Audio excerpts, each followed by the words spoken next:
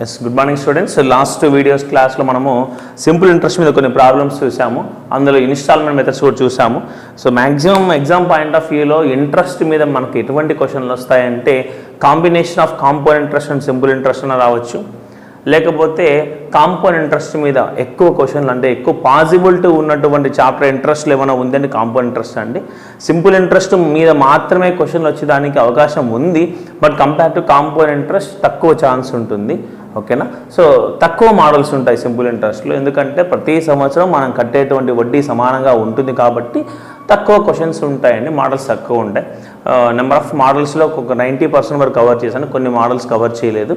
అవి ఎప్పుడు క్లాస్లో డిస్కస్ చేస్తామంటే కాంపౌండ్ ఇంట్రెస్ట్ సింపుల్ ఇంట్రెస్ట్కు రిలేషన్ ఉన్నటువంటి చాప్టర్ వచ్చినప్పుడు మిగిలిపోయినటువంటి మోడల్స్ని కూడా కవర్ చేస్తాము. అసలు చక్రవడ్డీ కాంపౌండ్ ఇంట్రెస్ట్ అంటే ఏంటి, చక్రవడ్డీ అంటే ఏంటి అనేది చూద్దాం ఒకసారి. ఫస్ట్ ఆఫ్ ఆల్ వడ్డీ అంటే ఏంటనే బేసిక్స్ క్లాస్లో మీకు చెప్పాను. ఇప్పుడు కాంపౌండ్ ఇంట్రెస్ట్ అనేటువంటి దానికి మనము సింపుల్ ఇంట్రెస్ట్కు కాంపౌండ్ ఇంట్రెస్ట్కు డిఫరెన్స్ ఏంటని చాలామంది కొంచెం కన్ఫ్యూజ్ అవుతూ ఉంటారు. దాన్ని ఈ క్లాస్లో మనం రెక్టిఫై చేద్దాము. చేసి దాని తర్వాత ఒక ప్రాబ్లం తీసుకుందామండి. ఒక ప్రాబ్లం తీసుకొని ఆ ప్రాబ్లం మనం ఫార్ములా యూజ్ చేసి ఎలా సాల్వ్ చేయాలి, అసలు ఫార్ములానే యూజ్ చేయకుండా కాంపౌండ్ ఇంట్రెస్ట్కి ఫార్ములాని యూజ్ చేయకోకుండా ఎలా సాల్వ్ చేయాలి అనేటువంటిది ఒక క్వశ్చన్ ఇక్కడ మనం చూద్దామండి. Clear? So first of all video మన చాప్టర్లకు వెళ్ళే ముందు ప్రతి ఒక్కరూ మన వీడియోస్ను ఫస్ట్ నుంచి లాస్ట్ వరకు చూడండి అమ్మా. కొంతమంది ఏం చేస్తున్నారంటే మిడిల్ వరకు చూసి నెక్స్ట్ క్వశ్చన్ స్కిప్ చేస్తున్నాం. అలా చేయొద్దండి, ఎందుకంటే లాస్ట్లో చెప్పే క్వశ్చన్లు ఇంపార్టెంట్ క్వశ్చన్లు అవి ఉంటాయి. ప్రతి వీడియోలో ఎలాంటి క్వశ్చన్లు మనము ఇంట్రడ్యూస్ చేస్తున్నామంటే బేసిక్ క్వశ్చన్లు చెప్పి ఆ తర్వాత ఆ మోడల్లో డిఫికల్ట్ లెవెల్ని లాస్ట్లో చెప్తూ వస్తున్నాం. So everyone must and should first నుంచి లాస్ట్ వరకు వీడియోస్ని చూడండి. ప్రతి ఒక్కరూ మన ఛానల్ని సబ్స్క్రైబ్ చేయండి. ఓకేనామా? Clear? Then go to topic. అసలు ఇంట్రెస్ట్ అని తీసుకుందాం, ప్రాక్టికల్ వే తీసుకుందాం. ఓకేనా? నేను ఒక వ్యక్తి దగ్గరికి వెళ్ళి 1000 రూపాయలు అప్పు తెచ్చుకున్నా. ఆ అప్పు ఇచ్చే వ్యక్తి నాకేం చెప్పాడంటే, అయ్యా నీకు నేను 1000 రూపాయలు డబ్బులు ఇస్తానా, నువ్వు నాకు ఎంత వడ్డీ ఇస్తావు అని చెప్పాడు. నేను మనకు వచ్చేసి సంవత్సరానికి 10% ప్రకారం నీకు వడ్డీ చెల్లిస్తాను అంట. దానికైనా ఓకే అన్నాడు. ఓకేనా? అలా 2 సంవత్సరాల తర్వాత నీకు మొత్తం నీ డబ్బులు నీకు ఎన్నిక్కి ఇచ్చేస్తాను అని చెప్తున్నాను. దానికి అగ్రిమెంట్ కుదిరింది, ఓకే అని చెప్పేసి 1000 రూపాయలు తెచ్చుకున్నాను. ఈ 1000 రూపాయలను మొదటి సంవత్సరం అంతా నేను వాడుకునేందుకు ఈ 1000 రూపాయల మీద 10% వడ్డీని ఆ వ్యక్తికి నేను అదనంగా చెల్లించాలి. ఇలా అదనంగా చెల్లించేటువంటి దాన్ని వడ్డీ అంటారు.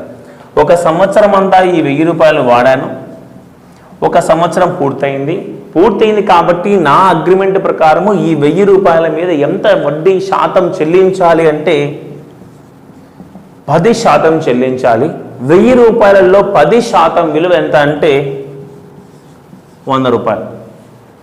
మొదటి సంవత్సరం అయిపోయింది, ఈ 1000 రూపాయలు వాడుకునేందుకు ఈ 100 రూపాయలు తీసుకెళ్ళి అయ్యా ఈ సంవత్సరం వడ్డీ ఇదో తీసుకో అని ఇచ్చేసాను. క్లియర్? నెక్స్ట్ రెండవ సంవత్సరం కూడా ఈ 1000 రూపాయలను వాడుకునేందుకు మా అగ్రిమెంట్ ప్రకారం 10% వడ్డీ ప్రకారం తీసుకుంటే రెండవ సంవత్సరం కూడా 100 రూపాయలు అదనంగా చెల్లించాలి. ఇలా అదనంగా చెల్లించేటువంటి దాన్ని వడ్డీ అని పిలుస్తున్నాము. క్లియర్? రెండవ సంవత్సరం అయిపోయింది, అగ్రిమెంట్ ప్రకారం ఏం మాట్లాడుకున్నామంటే 2 సంవత్సరాలు నీ 1000 రూపాయలు వాడుకొని నీ అమౌంట్ నీకు తిరిగి ఇస్తాను అని చెప్పాను. మొదటి సంవత్సరం వాడుకునేందుకు అదనంగా 100 రూపాయలు చెల్లించాను. రెండవ సంవత్సరం వాడుకునేందుకు ఇక్కడ అదనంగా 100 రూపాయలు చెల్లించి అతని దగ్గర తీసుకున్నటువంటి ఈ 1000 రూపాయలను తిరిగి చెల్లించేశాను. అక్కడితో అప్పు క్లియర్ అయిపోయింది. క్లియర్? సో ఇది జనరల్గా జరిగేటువంటి ఇంట్రెస్ట్. ఈ ఇంట్రెస్ట్ని ఏం పిలుస్తారంటే సింపుల్ ఇంట్రెస్ట్ అని పిలుస్తారు, అంటే సాధారణ వడ్డీ అని పిలుస్తారు. ఓకేనా అండి? ఇప్పుడు చక్రవడ్డీ అంటే కాంపౌండ్ ఇంట్రెస్ట్ అనేటువంటిది ఏంది, అది ఎలా వచ్చింది ఒకసారి చూద్దాం. ఇదే స్టోరీలో నేను ఎవరి దగ్గర అయితే అప్పు తీసుకున్నానో అతను ఇదే అగ్రిమెంటు, ఇదే రేట్ ఆఫ్ ఇంట్రెస్ట్ ప్రకారం, ఇదే టైం ప్రకారం అప్పుగా తీసుకున్నాను. మొదటి సంవత్సరం వాడుకున్న తర్వాత ఈ 100 రూపాయలు తిరిగి నేను చెల్లించాలి. ఎవరికి? ఓనర్కు. కానీ మొదటి సంవత్సరం గడిచిన తరువాత అదనంగా 100 రూపాయలు చెల్లించాల్సినటువంటి నా దగ్గర ఈ 100 రూపాయలు లేదు. క్లియర్? అంటే ఆఫ్టర్ 1 ఇయర్ ఈ 100 రూపాయలు ఓనర్కి నేను చెల్లించాలి. కానీ నా దగ్గర ఈ 100 రూపాయల డబ్బు లేని కారణంగా ఓనర్ చెల్లించలేకపోతున్నా. అప్పుడు ఓనర్కి ఏం చెప్తున్నానంటే, సార్ నా దగ్గర డబ్బు లేదు, ఇంట్రెస్ట్ మీకు ఇచ్చిన డబ్బు లేదు, అది ఫైనల్లో మీకు ఇస్తాను ఒకేసారి అన్నాను. ఆయన వచ్చేసి ఓకే అని చెప్పాను. అంటే ఈ స్టోరీలో ఇప్పుడు ఈ 100 రూపాయలు ఎవరిది? ఓనర్ది. అంటే ఈ 100 రూపాయలు నేను ఓనర్ చెల్లించానా? చెల్లించలేదు. అంటే 2వ సంవత్సరం వచ్చేటప్పటికి ఓనర్ యొక్క అమౌంట్ నా దగ్గర ఎంత ఉంది? 1000 రూపాయలు ఓనర్దే. అంటే ఈ 1000 రూపాయలకు నేను అనుకున్నటువంటి వడ్డీ శాతం ప్రకారం 10% 100 రూపాయలు చెల్లించాలి. క్లియర్? అదేవిధంగా మొదటి సంవత్సరం వడ్డీ 100 రూపాయలు కూడా ఓనర్కు సంబంధించినటువంటిదే. ఈ వడ్డీ విలువ కూడా అతనిదే కాబట్టి ఈ 100 రూపాయల వడ్డీకి 2వ సంవత్సరం అంతా వాడుకుంటారా. క్లియర్? దట్ ఈస్ మొదటి సంవత్సరం చెల్లించవలసినటువంటి ఈ 100 రూపాయల వడ్డీని నేను సరైన సమయంలో చెల్లించలేదు కాబట్టి 2వ సంవత్సరంలో ఈ 100 రూపాయలు కూడా నా దగ్గర ఉన్నట్లే కదండి. అంటే ఈ 100 రూపాయలు కూడా నేను 2వ సంవత్సరంలో వడ్డీ చెల్లించాలనా? ఈ వడ్డీ శాతం విలువ ఎంత? 10%. ఓకేనా? అంటే ఈ 1000 రూపాయలకు 10% వడ్డీ ప్రకారము 2వ సంవత్సరం వడ్డీ, అట్ ద సేమ్ టైం మొదటి సంవత్సరం వడ్డీ చెల్లించలేని సమయంలో ఈ 100 రూపాయలు కూడా ఓనర్దే కాబట్టి మొదటి సంవత్సరం తర్వాత ఈ 100 రూపాయలకు 2వ సంవత్సరం వాడుకునేందుకు ఈ 100 రూపాయలకు కూడా 10% వడ్డీ చెల్లించవలసి వస్తుంది. ఈ 100లో 10% విలువ 10 రూపాయలు. అంటే మొత్తం మీద మీరు అబ్జర్వ్ చేస్తే మొదటి సంవత్సరంలో నేను కట్టినటువంటి వడ్డీ 100 రూపాయలు, 2వ సంవత్సరంలో నేను కట్టినటువంటి వడ్డీ 110 రూపాయలు. ఎందుకు 110 రూపాయలు కట్టవలసి వచ్చిందంటే 2వ సంవత్సరంలో వడ్డీ మీద వడ్డీ కట్టవలసి వచ్చింది. అదే చక్రవడ్డీ అంటే. The main difference of simple interest and compound interest of this topic is very important. Clear? At the same time ఈ మెథడ్లో ఎక్కడే కానీ ఫార్ములా యూజ్ చేయలేదమ్మా. ఇందులో నెంబర్ ఆఫ్ క్వశ్చన్స్కి ఆన్సర్లు ఉన్నాయి. మీరు అబ్జర్వ్ చేస్తే ఈ 2 విలువలు దేనికి సమానం అంటే సింపుల్ ఇంట్రెస్ట్, సాధారణ వడ్డీ. ఈ 3 విలువలు దేనికి సమానం అంటే కాంపౌండ్ ఇంట్రెస్ట్. క్లియర్? మొత్తం చక్రవడ్డీ. అదేవిధంగా వర్టికల్గా డివైడ్ చేసుకుంటే ఇది ఫస్ట్ ఇయర్ ఇంట్రెస్ట్, మొదటి సంవత్సరం వడ్డీ. ఇక్కడ మొదటి సంవత్సరం వడ్డీని మాత్రం పిలుస్తున్న పదాలు జాగ్రత్త. వడ్డీ అనేటువంటిది సాధారణ వడ్డీ కావచ్చు, చక్రవడ్డీ కావచ్చు. ఇక్కడ వడ్డీ అంటే కామన్. ఇక్కడ 100 రూపాయలే. మీరు చక్రవడ్డీలో క్యాలిక్యులేట్ చేసుకోండి, సాధారణ వడ్డీలో క్యాలిక్యులేట్ చేసుకోండి. మొదటి సంవత్సరం నా వడ్డీ అనేటువంటిది ఏ విధంగా అయినా సరే సమానంగా ఉంటుంది. సెకండ్ ఇయర్కి వస్తే ఇది second year compound interest. Clear? అంటే 2వ సంవత్సరం చక్రవడ్డీ, మొదటి సంవత్సరం సాధారణ వడ్డీ అయినా అదే, చక్రవడ్డీ అయినా అదే. ఇక్కడ తీసుకుంటే సాధారణ వడ్డీ, ఈ మొత్తం విలువలు తీసుకుంటే చక్రవడ్డీ. ఇక్కడ బోర్డు మీద ప్రతి విలువ తీసుకుంటే ఇది principal. Clear? Principal plus interest to get a amount. ఇది చక్రవడ్డీ గురించి మనం చెప్పేటువంటి బేసిక్స్. ఓకేనమ్మా? ఏ ఫార్ములా యూజ్ చేయాల్సినటువంటి అవసరమే లేదు. మనం ఇక్కడ చెప్పేటువంటి టాపిక్లో ఒక్క ఫార్ములా కూడా యూజ్ చేయము, కానీ ఫార్ములా రాసుకోండి అంతే. ఏ ఫార్ములా అనేది కాంపౌండ్ ఇంట్రెస్ట్ మీద amount is equal to P of 1 plus R/100 whole power n. Simple ఇంట్రెస్ట్లో డైరెక్ట్ సింపుల్ ఇంట్రెస్ట్ ఫార్ములా ఉంటుంది. కాంపౌండ్ ఇంట్రెస్ట్లో కాంపౌండ్ ఇంట్రెస్ట్కి ఫార్ములా ఉండదు, అమౌంట్కి ఫార్ములా ఉంటుంది. అమౌంట్ అంటే principal plus compound interest. Clear? ఈ వచ్చిన వాల్యూలో నుంచి ప్రిన్సిపల్ తీసేస్తే మనకు కాంపౌండ్ ఇంట్రెస్ట్ తీసే ప్రిన్సిపల్ వాల్యూ అవన్నీ వచ్చేస్తూ ఉంటాయి. ఇది ఫార్ములా. జనరల్గా మనం యూజ్ చేసేటువంటి మెథడ్లో ఈ ఫార్ములా యూజ్ చేయము. ఒక ప్రాబ్లం మీకు ఎగ్జాంపుల్గా తీసుకుందాము. ఫార్ములా యూజ్ చేస్తే ఎలా ఉంటుంది, ఫార్ములా యూజ్ చేయకుండా ఎలా ఉంటుంది అనేటువంటి మెథడ్ డిస్కస్ చేద్దాము. ఈ మెథడ్ చాలా ఇంపార్టెంట్. నెక్స్ట్ క్వశ్చన్స్లోకి వెళ్ళే ముందు ఈ మెథడ్ గురించి పూర్తిగా వీడియో చూడండి. ఈ మెథడ్లోనే మొత్తం అన్ని క్వశ్చన్స్కు మనకు సొల్యూషన్ ఇక్కడ దొరుకుతుంది. క్లియర్?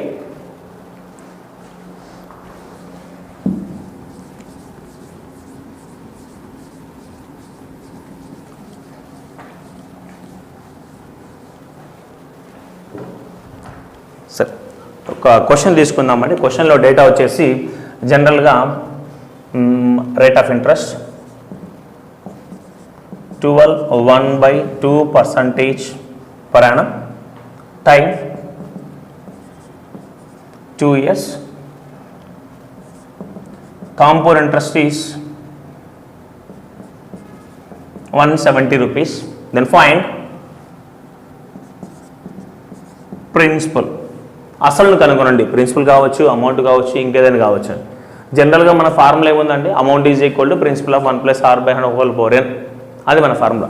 ఇక్కడ తీసుకుంటే మన ఫార్ములా ప్రకారం ఫస్ట్ సాల్వ్ చేద్దామండి. లెంతీ ప్రొసీజర్ వస్తుంది, కొంచెం ఆ ఫార్ములా చూడండి. ఎందుకు ఫార్ములా చూడమంటున్నానంటే మన షార్ట్కట్ యొక్క వాల్యూ మీకు తెలియాలి అంటే బేసిక్ మెథడ్ మీరు చూసి ఆ తర్వాత చూస్తే దీని వాల్యూ మీకు తెలుస్తుంది. Clear? So according to hour formula amount is equal to principal of 1 plus r/100 whole power n. n means number of years. Clear? ఇక్కడ ఇంకో point, rate of interest 12/1/2% per annum రాశాను. మ్యాక్సిమం ఎలా ఉంటాయంటే 10%, 20% అలా zero వచ్చే విధంగా మన వీడియోస్లో అవైలబిలిటీలో ఉంటాయి. అవి చాలా ఈజీగా క్యాలిక్యులేట్ చేసుకోవచ్చు. అలాంటివి ఎగ్జామ్ ప్యాటర్న్లో మనకు కనపడవు. ఎగ్జామ్ పాయింట్ ఆఫ్ వ్యూలో మనకు కనపడేటువంటివన్నీ కూడా ఇలా మిక్స్డ్ ఫ్రాక్షన్లో పర్సంటేజ్ ఉన్న వాల్యూస్ కనపడుతూ ఉంటాయి. కాబట్టి ఇవే మనం డిస్కస్ చేస్తాము. ఈ ఫార్ములాలో ప్రిన్సిపల్ మన క్వశ్చన్లో లేదు, అంటే మన డేటాలో లేదు. అమౌంటు మన డేటాలో లేదు. ఉన్నటువంటి మన డేటాలో మన ఫార్ములాలో సబ్స్టిట్యూట్ చేసుకోవలసినటువంటి ఏమన్నా ఉన్నాయంటే అది rate of interest, number of years మాత్రమే ఉంది. ఇప్పుడు ప్రిన్సిపల్ ఏమనుకోవాలా, అమౌంట్ ఏమనుకోవాలా? క్లియర్? మనకేం తెలియనప్పుడు బేసిక్ నాలెడ్జ్ ప్రకారం ఏం తీసుకుంటామంటే principal here I am consider x rupees, x రూపాయలుగా అనుకుంటున్నాను. ఎప్పుడైతే ప్రిన్సిపల్ వాల్యూని x రూపీస్గా అనుకుంటున్నానో మన ప్రశ్న ప్రకారం చక్రవడ్డీ విలువ 170 రూపాయలు ఇచ్చాడు. Compound interest is equal to 170 rupees. Amount అంటే ఏదమ్మా? The addition of principal and compound interest. Clear? That is x + 170 rupees. x + 170 అంటే బేసిక్గా మనం సాల్వ్ చేయాలంటే ఇవన్నీ మన అజంప్షన్లో స్టెప్స్గా ఉంటాయి. ఇక్కడ amount value is x + 170. x plus 170 is equal to, what is the value of principal? Initially I am considering x rupees.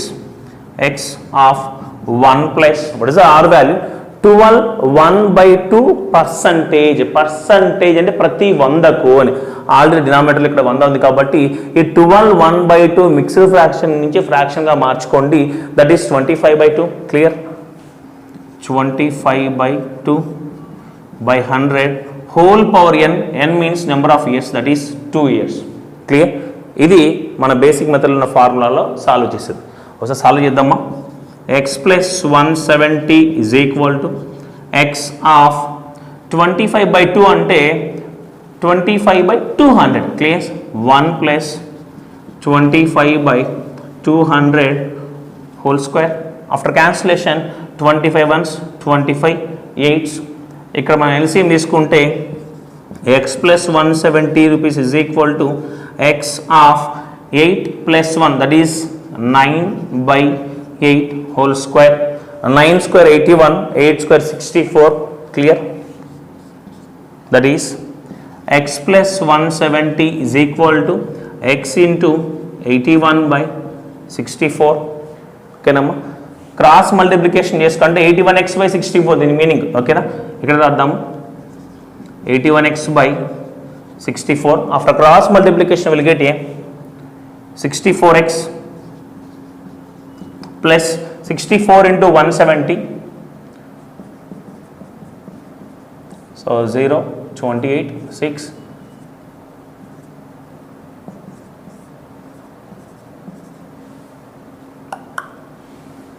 Okay 10880 is equal to 81x. Clear? x values ఒక పక్క తీసుకోండి అమ్మా, కాన్స్టెంట్ వాల్యూ ఒక పక్క తీసుకోండి. 81 minus 64 that is 17x. 17x is equal to 10880. x is equal to blah blah blah. Clear? ఈ విధంగా cancellation చేసుకుంటూ వెళ్తే ఎగ్జామ్లో మీకు వచ్చేది 1 మార్కు. క్వశ్చన్ ఒకటే. ఈ 1 మార్కు తీసుకొని మీకేం లాభం అండి? ఒక క్వశ్చన్ను మనం ఎలా సాల్వ్ చేయాలంటే వితిన్ 20 సెకండ్స్లో ఆన్సర్ పడిపోవాలి. ఈ క్యాన్సిలేషన్లోనే మీకు 20 సెకండ్స్ అయిపోతాయి. ఐ మీన్ క్యాలిక్యులేషన్లో. ఇది చేసిన తర్వాత మళ్ళీ 17తో క్యాన్సిలేషన్ చేయాలా అంటే 17 ఎక్కం రావాలా. ఒరిజినల్గా మాట్లాడుకుంటే 90% యాస్పిరెంట్స్ టేబుల్స్ రావు. క్లియర్? అది 17తో క్యాన్సిలేషన్ చేసుకుంటే మళ్ళీ 17 1 17 6 ఎంత, ఆ క్యాన్సిలేషన్లోనే టైం అంతా కిల్ అయిపోతుంది. అంటే ఇక్కడ మీకు 1 మార్క్ వచ్చేటువంటి సమయంలో ఎవరైనా స్మార్ట్గా ప్రిపేర్ అయ్యేటువంటి వ్యక్తులు 3 మార్కులు సాధిస్తారు. మీకు ఆన్సర్ రావడం ఇంపార్టెంట్ కాదండి. విత్ ఇన్ టైంలో 1 మార్కు మనం సాధించే సమయానికి స్మార్ట్గా వర్క్ చేసేటువంటి వాడు 3 మార్కులు సాధిస్తాడు. ఇప్పుడున్నటువంటి కాంపిటీషన్ ఫీల్డ్లో ఈ 1 మార్క్ తెచ్చుకొని ఉపయోగం లేదు. క్లియర్? ఈ 3 మార్క్స్ మనం తెచ్చుకోవాలి. క్లియర్? ఈ 3 మార్క్స్ రావాలంటే ప్రతి క్వశ్చన్కు షార్ట్ కట్ ఉన్న విధంగా వాడు ఇచ్చింటాడు. ఆ షార్ట్ కట్ మనం చూద్దాము. ఇది బేసిక్ అండి. క్లియర్? ఇక్కడే షార్ట్ కట్ చేసేదానికి అవకాశం చూద్దాం. ఈ పార్ట్ రఫ్ చేద్దామా.